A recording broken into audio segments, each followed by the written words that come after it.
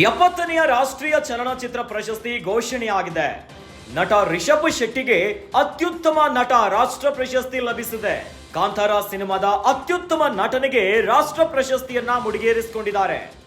ಕಾಂತಾರ ಸಿನಿಮಾಗೆ 2 ಪ್ರಶಸ್ತಿಗಳನ್ನ ಘೋಷಣೆ ಮಾಡಲಾಗಿದೆ. ಕಾಂತಾರಗೆ ಒಲಿದಿದೆ ಈಗ ಅತ್ಯುತ್ತಮ ಜನಪ್ರಿಯ ಸಿನಿಮಾ ಪ್ರಶಸ್ತಿ.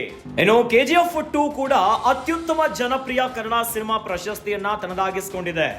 ರಾಕಿಂಗ್ ಸ್ಟಾರ್ ಯಶ್ ಅಭಿನಯದ KGF 2ಗೂ ಕೂಡ ಪ್ರಶಸ್ತಿ ಸಿಕ್ಕಿದೆ. 70ನೇ ರಾಷ್ಟ್ರೀಯ ಚಲನಚಿತ್ರ ಪ್ರಶಸ್ತಿ ಘೋಷಣೆಯಾಗಿದೆ. ಇನ್ನು ಕನ್ನಡದ ನಟ ರಿಷಬ್ ಶೆಟ್ಟಿಗೆ ಅತ್ಯುತ್ತಮ ನಟ ರಾಷ್ಟ್ರ ಪ್ರಶಸ್ತಿ ಸಿಕ್ಕಿದೆ. ಕಾಂತಾರ ಸಿನಿಮಾದ ಅವರ ನಟನೆಗೆ ಈಗ ರಾಷ್ಟ್ರ ಪ್ರಶಸ್ತಿ ಸಿಕ್ಕಿದೆ.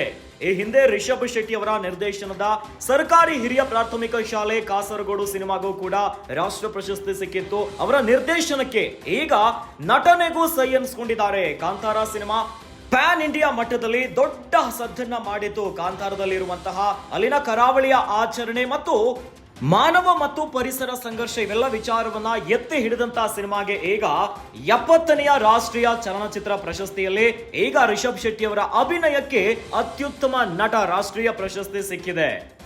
ಇನ್ನು ಕನ್ನಡದ KGF 2 ಕೂಡ ಅತ್ಯುತ್ತಮ ಜನಪ್ರಿಯ ಕನ್ನಡ ಸಿನಿಮಾ ಪ್ರಶಸ್ತಿಗೆ ಭಾಜನವಾಗಿದೆ. ರಾಕಿಂಗ್ ಸ್ಟಾರ್ ಯಶ್ ನಟನೆಯ KGF 2ಗೂ ಕೂಡ ಪ್ರಶಸ್ತಿ ಘೋಷಣೆಯಾಗಿದೆ.